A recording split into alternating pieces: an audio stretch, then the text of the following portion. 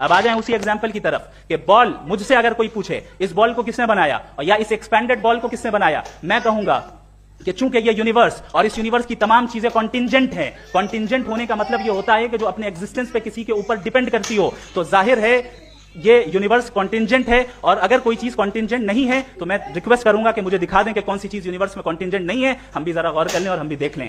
और जब कॉन्टिंजेंट चीजें मौजूद हैं तो फिलोसोफर्स की इस्तिलाह के मुताबिक, हम उस टर्मिनोलॉजी के मुताबिक, हम उस जगह तक पहुंचते हैं और उस हस्ती तक पहुंचते हैं जिसे नेसेसरी बीइंग कहा जाता है, कि ये वो नेसेसरी बीइंग है जिसका मौजूद ना होना नामुमकिन हो। क्योंकि अगर ये मौजूद ना हो तो सारी चीजें एग्जिस्टेंस में आएंगी ही नहीं, और ये सारी कॉन्टिंजेंट चीजें उसी के ऊपर डिपेंड करती हैं। अब अगर आप ये सवाल करते हैं कि फिर उस हस्ती को किसने बनाया, फिर उसका कॉज क्या है, फिर उसका कॉज क्या है, फिर उसका कॉज क्या है, और एंडलेसली चले जाएं, इसे हम कहते हैं इन्फिनिट रिग्रेस ऑफ कॉजेस, जो कि लॉजिकल फेलेसी है। कॉन्सेप्चुअली इन्फिनिटी पॉसिबल है। मिसाल के तौर पर न्यूमेरिकल्स 1 2 3 गिनते चले जाएं, इन्फिनिट नंबर है। मैं कॉन्सेप्चुअली बात नहीं कर रहा, प्रैक्टिकली रियलिटी में साबित करके दिखाएं कि infinite regress of causes possible है या नहीं। अगर पॉसिबल है तो हम मान लेंगे, मिसाल दे दें, और पॉसिबल नहीं है तो एक ही ऑप्शन बचता है जिसे हम कहते हैं नेसेसरी बीइंग। ऐसी नेसेसरी बीइंग जो इंडिपेंडेंट है, क्योंकि अगर वो डिपेंडेंट हुई तो वो नेसेसरी नहीं रहेगी। ऐसी इंडिपेंडेंट बीइंग जो इटर्नल है, अगर वो इटर्नल नहीं होगी, उसकी बिगिनिंग होगी, तो वो खुद कॉन्टिंजेंट है। ऐसी बीइंग जो पावरफुल है, क्योंकि कॉन्टिंजेंट को एक्चुअलाइज करने के लिए पावर चाहिए। ऐसी बीइंग जो इंटेलिजेंट है और नॉलेजेबल है, क्योंकि ये यूनिवर्स स्पेसिफिक फॉर्म और स्पेसिफिक